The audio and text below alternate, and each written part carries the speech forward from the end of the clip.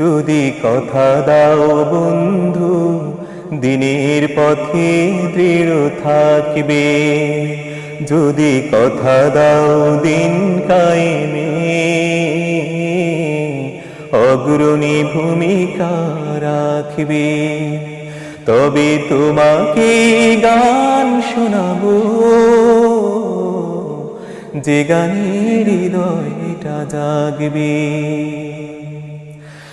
আমার গানে যদি তোমার প্রাণে ইমানি দীপ্তি ছড়া,